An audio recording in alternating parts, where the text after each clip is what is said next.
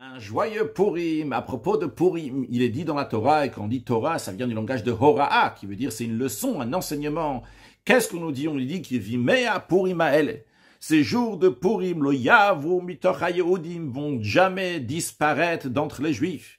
Vezicham, et leur souvenir, lo yasuf mizaram, va jamais s'arrêter parmi les descendants des Juifs. Le rabbi nous explique, cela veut dire que le sujet de Purim, les sujets de Purim, sont une leçon pour toutes les générations, même dans les générations où il n'y a pas, chas v'shalom, le décret qu'il y avait à l'époque, mais les sujets spirituels qu'il y avait à l'époque du décret de Haman sont exigés de nous, même dans ces générations-là, même lorsqu'on n'a pas le décret de Haman. Ce comportement spirituel que les Juifs avaient à l'époque, nous devons aussi l'avoir. Qu'est-ce qui s'est passé à l'époque? Quel était le décret? Où s'est passé le décret? Il y avait un décret d'exterminer tous les Juifs, que Dieu en préserve. Un décret qui est sorti, qui est venu de Shushan Abira, la capitale de l'époque était Shushan. Et les Juifs ont tout fait pour annuler ce décret, jusqu'à que finalement, Venafachu, les choses ont été renversées. Le rabbi nous dit, la manière que les Juifs se comportaient à l'époque, on peut savoir comment on doit se comporter aussi lorsqu'il y a des sujets qui ressemblent spirituellement. Alors voyons comment c'était à l'époque. Il y avait Esther, qui était la reine de l'époque. Et les Juifs savaient que Achot lanu bevet hamalchut, on a une sœur, on a de la famille, on a une Juive qui est dans le palais royal. Mordechai, Yoshev Beshar HaMelech, il siège dans le palais du roi, c'est-à-dire que Mordechai était un ministre, avant même que plus tard on nous raconte que Mordechai est devenu le Mishneh HaMelech, le vice-roi. Et pourtant, lorsqu'il y a eu un décret, et sans doute, certainement, les Juifs ont essayé toutes sortes de moyens. Tous ces moyens-là n'ont pas amené d'utilité. Et Patchagan Ktavadat Nitan, la copie du texte du décret a été donnée pour diffuser de partout qu'il faut exterminer les Juifs.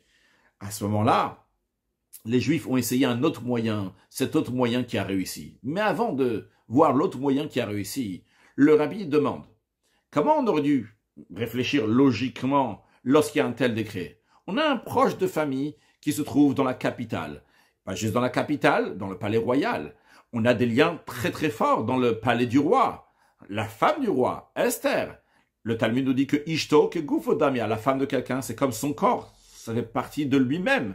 Donc, quand on dit Esther, on parle aussi de Achashverosh. Donc, on avait des liens très forts dans le palais royal. Pourquoi les Juifs ont cherché d'autres moyens pour annuler le décret? Quels sont les autres moyens qu'ils ont cherchés? Dans le Midrash, c'est dit que Mordechai a mis tous ses moyens de côté. Il a laissé tomber tout ça. Qu'est-ce qu'il a fait lorsqu'il y a eu le décret? Il a rassemblé 22 000 enfants juifs et il s'est assis pour étudier la Torah avec eux. Il a appris quelque chose que, dans le sens simple des choses, n'avait aucun rapport avec la situation dans laquelle il se trouvait.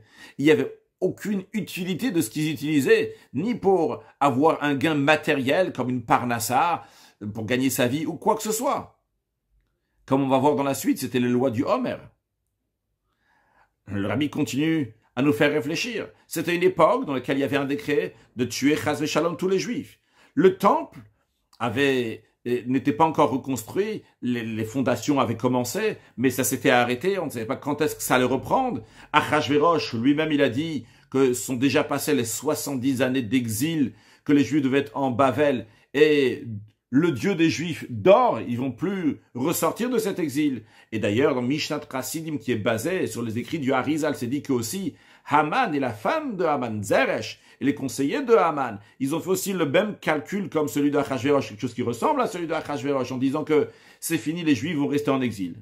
Et qu'est-ce que Mordechai fait à cette époque-là, dans lequel il y a un décret contre les Juifs, dans lequel on ne sait pas quand est-ce que le temple va être reconstruit, et dans un moment où les gens y pensent que les Juifs vont toujours rester en exil. Il a étudié avec les enfants juifs. Qu'est-ce qu'il a étudié? Les lois du Homer.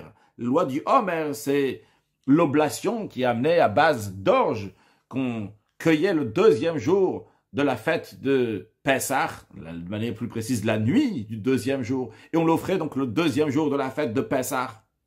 Il y a plein de halachot à connaître, et Mordechai était en train d'apprendre ça avec eux. Le rabbi dit, c'était de la Torah pour vraiment étudier la Torah, parce qu'en étudiant ça, ça ne donne pas moyen de devenir un rave, de devenir un shochet, quelqu'un qui sait abattre la viande rituellement, ou bien un enseignant, ou bien ce qu'on appelle un mashgiach, et même pour savoir les lois du halakha, il faut savoir les lois, comment faire le Homer. Mais ça aussi, c'était pas nécessaire à cette époque-là. Le Beth Hamikdash n'était pas construit, donc s'il n'y a pas de temple, on n'amène pas ce sacrifice, cette oblation du Homer. Le Beth Hamikdash a été construit après le décret de Haman, uniquement 4 ans plus tard. Mais en tous les cas, au moment où Mordechai est en train d'étudier avec eux, ces lois-là n'étaient pas du tout pour arriver au concret. Ils étudiaient la Torah vraiment pour étudier la Torah. Alors le rabbi nous dit, si on voit ce que Mordechai a fait, Mordechai ne s'est pas efforcé de faire grandir des Rashkabahag, Gim, comme le rabbi dit, des Rabban Shel Kol Bnei Agola, des grands rabbanim de tous les juifs de diaspora. Non, Mordechai, il a étudié avec des enfants juifs, des lois simples, comment on amène l'oblation du Homer. Eh bien, cette Torah, cette étude de Torah, c'est ça qui a amené l'annulation du décret de Haman. Comme la Gemara elle raconte, que Haman il est passé, il a vu Mordechai, le chef du Sanhedrin du grand tribunal, qui étudiait la Torah avec les enfants l'Ishma, et il ne s'impressionne pas du décret que tous les Juifs vont être exterminés, chas shalom, il n'essaye même pas de l'annuler. Et qu'est-ce qui touche à Mordechai, qu'est-ce qui touche à son cœur? C'est ces 22 000 enfants juifs. Eh bien, Haman, il savait que ça y est, je vais tomber, ça va être sa chute, et qu'il est déjà vaincu. Et ça, c'est ce qui a amené l'annulation du décret. Après, en deuxième étape seulement, pour habiller cette annulation du décret dans les règles de la nature, alors Esther, en effet, elle a parlé à Achashverosh, pour que la même bouche qui a donné ce décret va annuler ce décret, et qu'il va y avoir que les choses vont se changer, et qu'au contraire, que beaucoup de non-juifs vont essayer de se convertir, de devenir des juifs. Alors quel est l'enseignement de ça? Le rabbi nous dit l'enseignement pour tout le peuple juif et à toutes les époques. Comme le psalmiste dit, ne mettez pas votre confiance dans des grands dignitaires, des gens importants, dans un être humain qui n'a pas le moyen de procurer le salut. L'être humain que lui-même, il a besoin d'un salut, et ça n'arrive pas. Pour annuler un décret qui est officiel, à plus forte raison, lorsque c'est un décret qui est officieux, qui est caché, la seule manière de le faire, c'est comme Mordechai l'a fait à cette époque. Et uniquement après cela, on peut aussi passer à organiser les choses dans les règles de la nature. Et la manière que le rabbi prend les choses, pourquoi on doit faire passer les choses dans les règles de la nature, c'est pour donner la possibilité au Yetzerara, au mauvais penchant, de se tromper, d'essayer de convaincre qu'il n'y a pas de miracle ici, il y a juste de la nature. Mais si on ne va pas dans ces chemins-là, dans ces voies-là, étape par étape, eh bien, ça marche pas comme ça. Parce que la manière de faire passer les règles dans la nature, c'est uniquement une deuxième étape. Mais ne pas oublier que la première étape, c'est de rassembler des enfants juifs et d'étudier avec eux la Torah. Et cette étape-là, cette approche doit être faite même par ceux qui siègent en premier dans le Sanhedrin comme Mordechai. Ça, c'est la première étape, c'est la première démarche à faire. Après seulement, ça peut aider quand on va aller parler à Achashverosh, quand on va faire des démarches à Shushan, la capitale, etc. Mais la première des choses, c'est de ressourcer à Dieu, étudier la Torah avec des enfants, le spirituel. Après seulement, deuxième étape, les choses matérielles. Donc, les démarches doivent être faites dans l'ordre. D'abord, le rattachement à Dieu, et après, en deuxième étape, les choses dans les règles de la nature. Ce qu'on vient de dire, le rabbi nous dit, c'est dans l'esprit, dans le même exemple de ce qui est dit à propos de à propos de la subsistance, de gagner sa vie. Il est dit que Dieu va te bénir dans tout ce que tu vas faire. L'essentiel, c'est que l'Éternel, ton Dieu, va te bénir. Seulement quoi? Pour habiller ce que Dieu te donne dans les règles de la nature, il y a besoin, c'est de faire quelque chose. Bien que c'est nécessaire de faire des kelim, des réceptacles, pour habiller les choses dans la nature. Mais ça aide uniquement lorsqu'il y a la bracha d'en haut et la bracha de Dieu. Si la personne ne fait pas donc ce qu'il faut pour que la bracha, la bénédiction va être dans la source, et il manque le berachecha vaye elokecha, que l'Éternel va te bénir, alors quelle est l'utilité de ça? Que la personne, que le rabbi souhaite que ça arrive à personne, qu'il manque donc dans la source, ou berachecha vaye elokecha. Mais s'il manque, chas shalom, le rabbi dit, alors quelle est l'utilité d'ouvrir un compte en banque et de faire des grandes poches pour recevoir beaucoup de choses? D'abord, il faut qu'il y ait de quoi faire rentrer dans ces poches, dans ce compte en banque. Il faut qu'il y ait la bracha qui vient d'en haut. Il en est de même, à plus forte raison, en ce qui nous concerne. Et c'est nécessaire, le berachecha vaye elokecha. À l'époque de Purim, c'est nécessaire la bénédiction de Dieu pour annuler le décret. Et comment on annule ce décret-là? En donnant une éducation juive aux enfants, en amenant des dor, yeshar et yevorach, une génération qui va dans le droit chemin qui sera bénie. Et d'une telle manière, avec une manière donc de chinour, qui, comme il faut, une bonne éducation, et à ce moment-là, Dieu va aider dans la chertas et dans ce que tu vas faire, qu'il va y avoir un réceptacle qui est apte à recevoir la bénédiction de Dieu pour l'annulation du décret.